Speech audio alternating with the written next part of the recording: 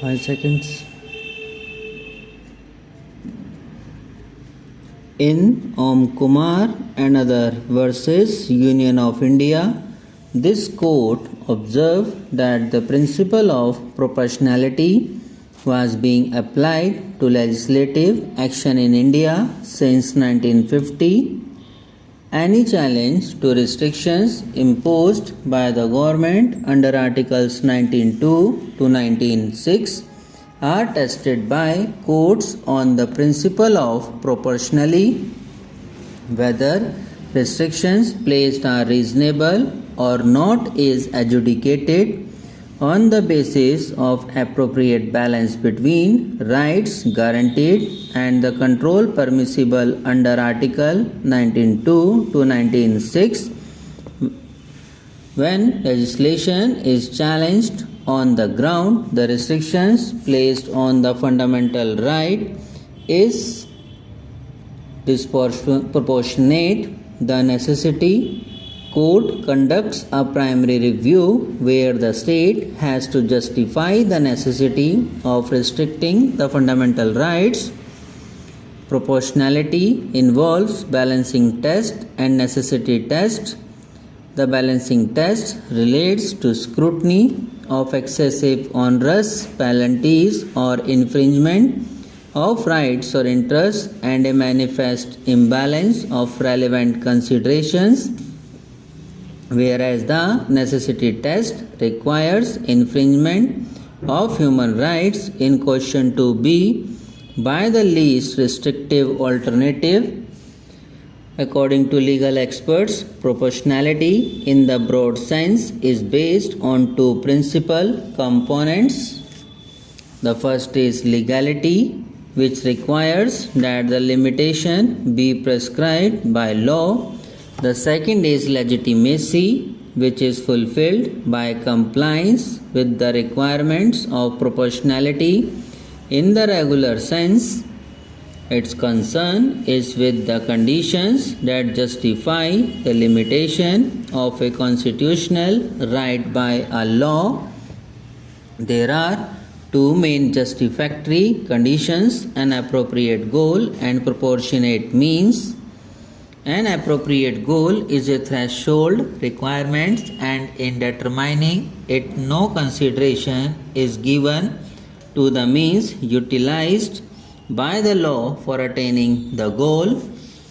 A goal is appropriate even if the means of attaining it is or not. The proportionate means must comply with three secondary criteria: a national connection between the appropriate goal and the means utilized by the law to attain it. The goal cannot be achieved by means that are less restrictive of the constitutional right. There must be a proportionate balance between the social benefit of realizing the appropriate goal and the harm caused to the right. The three tests of proportionality propounded by Dixon in R versus Oaks are: the measures adopted must be rationally connected to the objective. The means should impair as little as possible the right or freedom in question. There must be a proportionality between the effects of the measures and the objective. K. Sikri, Justice in Modern Dental College and Research Center and others versus State of Madhya Pradesh, remarked that the doctrine of proportionality is enshrined in Article 19 itself. He explained that the expression restrictions seeks to strike a balance between the freedom guaranteed in Article 19.1 and social control permitted by Article 19.2 to 19.6. It was further held in Modern Dental College and Research Center and others versus State of Madhya Pradesh that limitations imposed on the enjoyment of a right guaranteed under the Constitution should not be arbitrary or excessive to what is required in the interest of public It is also relevant to refer to the following factors which have to be kept in mind for examining the reasonableness of a statutory provision as laid down in MRF Limited versus Inspector Kerala Government. The basis of various decisions of this court. The following principles are clearly discernible while considering the reasonableness of the restrictions. The court has to keep in mind the directive principles of state policy.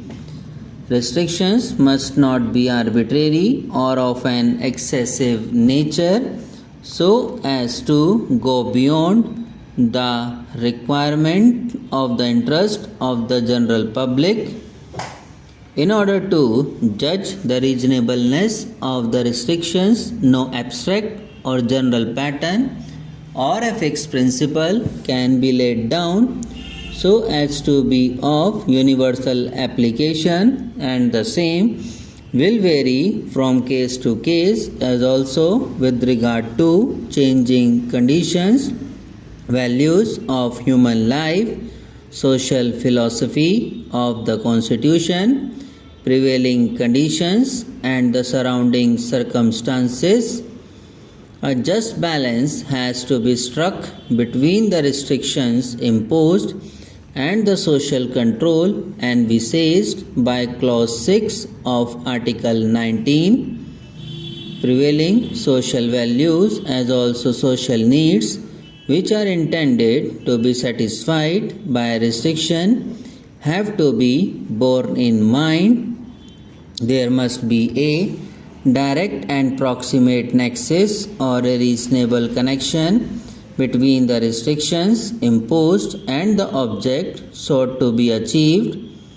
If there is a direct nexus between the restriction and the object of the act, then a strong presumption in favor of the constitutionality of the act will naturally arise. It is pertinent to refer to the observations made by Justice M. Jagannatha Rao in Om Kumar and others versus Union of India regarding proportionality in connection with Article 14 of the Constitution of India, which are as under. So far as Article 14 is concerned, the courts in India examined whether the classification was based on intelligible differentia and whether the differentia had a reasonable nexus with the object of the legislation. Obviously, when the courts considered the question whether the classification was based on intelligible differentia, the courts were examining the validity of the differences and the adequacy of the differences. Subscribe now and press the bell icon. Never miss an update.